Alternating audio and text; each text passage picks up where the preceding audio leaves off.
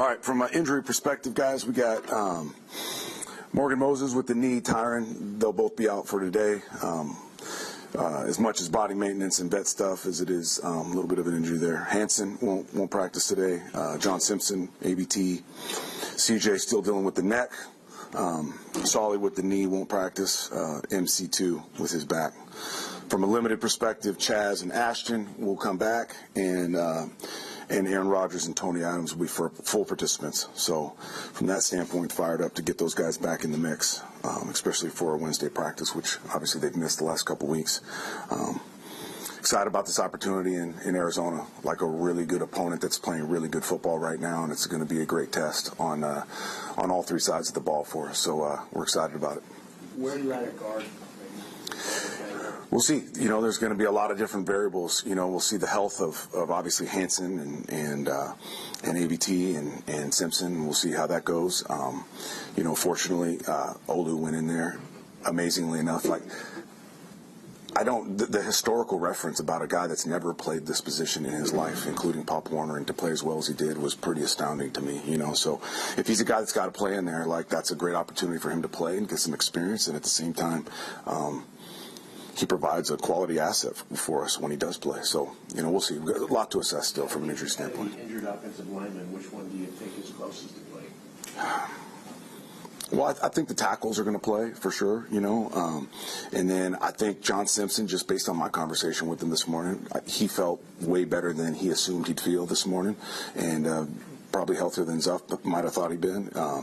And then ABT, we'll see. Those high ankles can be tricky, and the zingers that are associated with them. So I'd say I'm probably more hopeful with John than ABT. One guy we haven't asked in a while, he's on IR, is Wes Schweitzer. Yeah.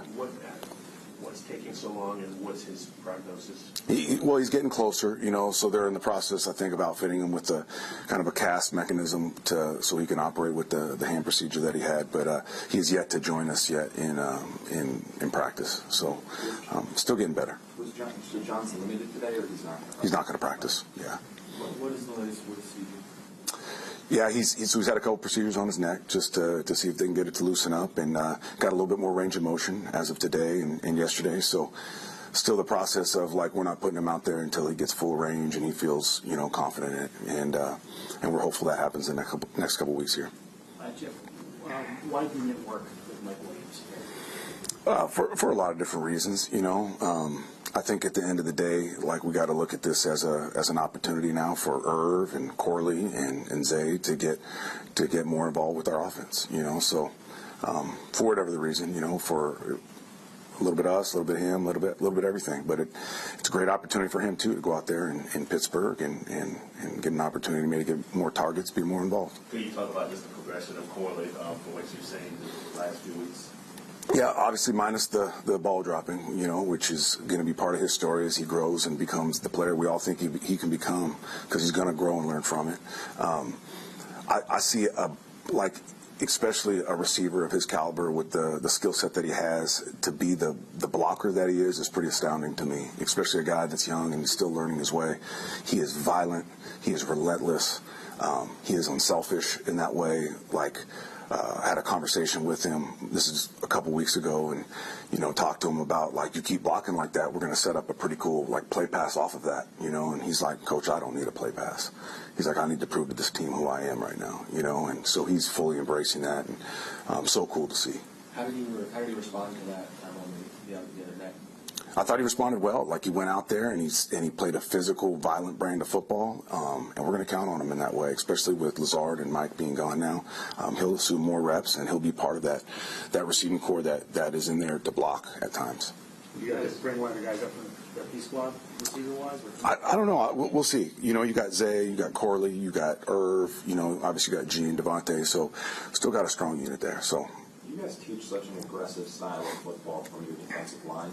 How much of a challenge does that make then playing a running quarterback like Kyler when everyone's trying to go up and get the guy that kind of creates running lanes there? Yeah, for sure. There is a balance to that. That's hard at times, because especially when you're rushing a guy like him, you want to rush aggressively. I think sometimes when you get into this mode of cage rushing or just keeping them in the pocket and not pressing the pocket, not trying to win, that sounds good. until the guys just start patting the ball and guys start getting open and he starts dicing you from a pass perspective. So it's really a balance. Being aggressive, because we're going to continue to be aggressive, but at the same time being smart. You know, it's rushing with vision and length and really understanding the level of the quarterback, when to counter back, when to not, when to stay frontal, when I can play on an edge. So it's all those things, and we got to rush together and we got to rush smart, because it's a great challenge, because he's as mobile as it gets, as we all know. How do you feel about your run defense last Thursday? It needs to continue to get better. You know, it does. We're just and it's fundamentals that we just need to improve. So we need to drill it more, execute it better, obviously, emphasize it more, all those things. To play the brand of football that we want to play and to win like we know we can win with the talent that we have in that locker room, we're going to have to play the run better. You know, there's an element of style to me that, like, great defenses are violent, they're physical, they play the run well. So we need to play it better for that.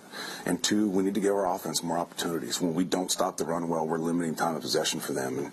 And I believe with the weapons we have on offense, the more ops they get, the more points they're going to score. So we just got to give them the ball more often.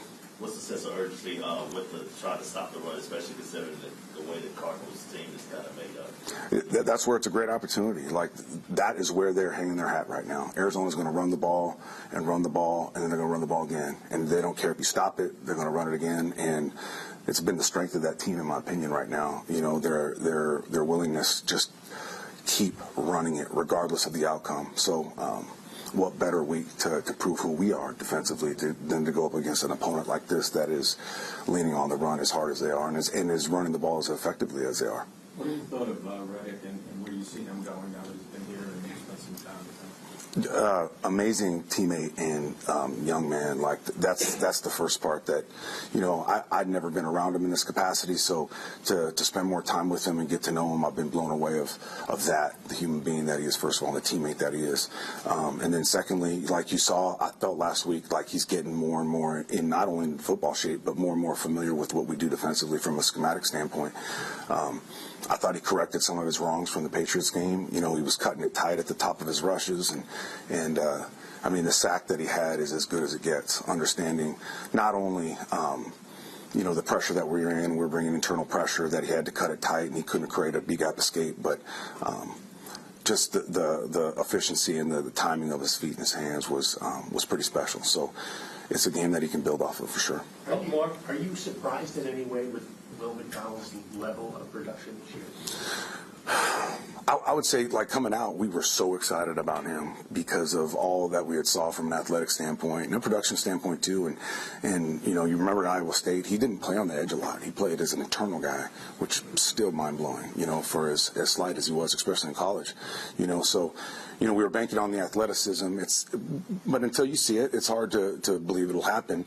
And then last week, you know, last year, he had the typical rookie moments of just learning this game and getting familiar with his process and learning how to be a pro. And then I thought this offseason there was just so much growth as far as his process, his understanding of the game.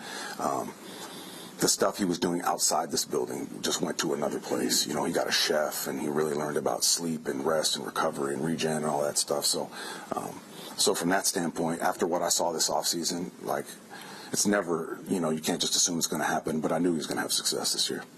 With Quincy Williams, he's had a few missed tackles the last couple of weeks. What's going on with that? Yeah, we just, like, Quincy is a guy that, from a defensive perspective, that we lean on. You know, he's one of our better players, and he's a guy that creates that spark and those moments of momentum, especially with the big hits that we've just counted on him to make. You know, and I think sometimes when he's not making them on a consistent basis, or he hasn't made one for a second, there's a part of him is like, that's what I'm here for. That's what I do for this defense.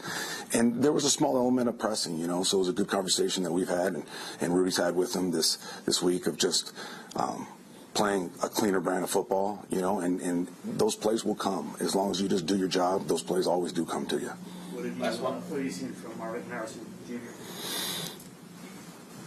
Too many moments of, like, starting to figure it out, unfortunately, you know, and you can see he's starting to gain a really strong relationship with Kyler. You know, Kyler's superpower, in my opinion, is getting outside the pocket, extending plays, playing off platform. You're starting to see him understand the angles he has to take in those scramble moments. that's a relationship that's going to flourish over the years because those two guys they're made for each other in that way. So we got to account for them. We talk about taking people to deep water. We're going to have to take him to deep water because those plays are going to last a long time from a coverage perspective.